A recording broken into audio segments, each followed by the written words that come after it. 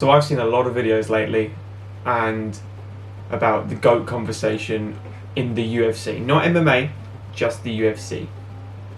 And then I've seen some other videos on who's on your Mount Rushmore. A lot of journalists are asking people this question at the moment. And that got me thinking, Mount Rushmore is not necessarily the best fighters. It's who's made the biggest impact in the sport. But can you also put in the best fighters into it? And it's really hard when you actually think of four people.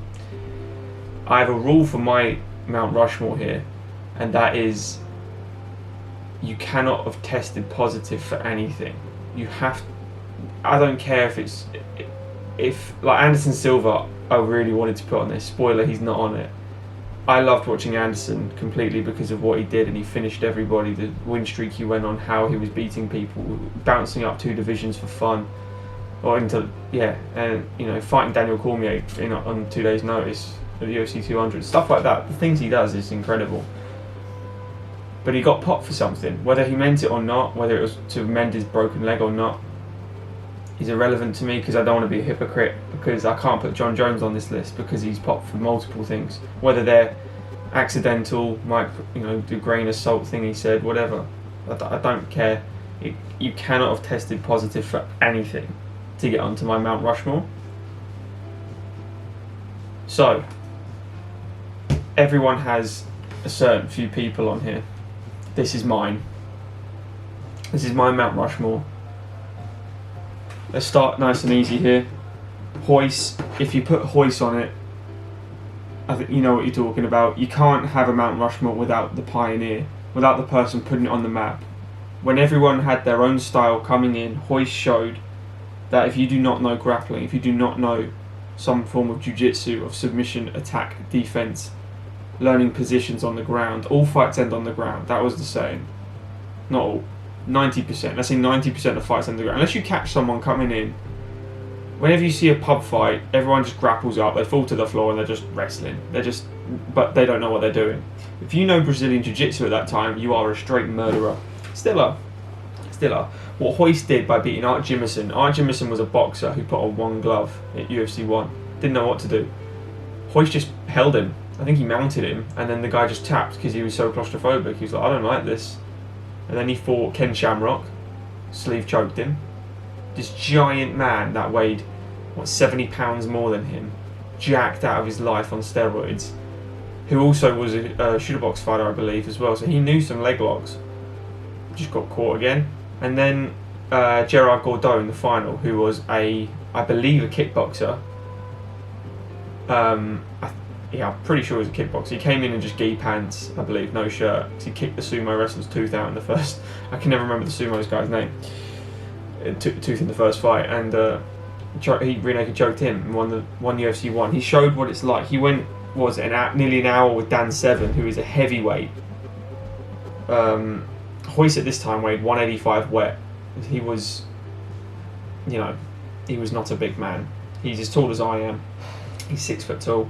He's not overly muscly. He's just an average Gracie, and that's why they put him in, because if they put the strongest brother in Hickson or someone like that, he would have ran through everyone, but he might have not even used jiu-jitsu. He could have just beaten him up.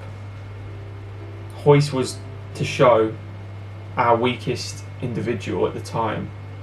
Even though he's not weak, he's seriously strong, seriously skilled, an incredible martial artist. He was the weakest brother at the time. That's how they knew they were dominant. We move on to the second one, Amanda Nunes. Amanda Nunes is a controversial one because if it's making an impact, has Amanda made more of an impact to women's MMA than Ronda Rousey? I would argue no, to myself. But she's made nearly as much of an impact, and she is a 10 times better fighter. That is why I put Amanda Nunes on here. She is not only backed up what she said by saying she will beat the unbeatable Chris Cyborg, but she went and smashed her in 1 round. She is the holder of 2 belts. She has defended both belts. She has defended the bantamweight belt 5 times and the featherweight belt twice, I believe. That is, or maybe just once against Felicia. I think no, just once. Yeah. So she has defended both belts. She still holds both belts. she's ran through everyone. The bantamweight division, there's no one left really for her. She's kind of knocked everybody out or stopped everyone. They have to bring girls up from Invicta just to even challenge her slightly. And in featherweight, the division was made for Chris Feitborg, and they just get girls not to cut weight to fight her, and that was it. The actual division of actual featherweights is basically Felicia Spencer and Megan Anderson. Amanda's beaten her, so if Megan wants to go up to Amanda, I think it could be more competitive, maybe on the striking aspect. But Amanda would just take. I don't see anyone touching Amanda. She's beaten Valentina Shevchenko twice, who is considered one of the other formidable women in this sport. I disagree with one of the decisions, actually. I thought it was a draw the second fight, but still beaten twice. That's unbelievable thing to do.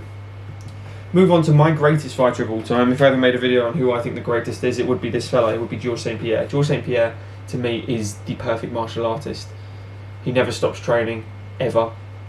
Even at his age now of 37, I think he is.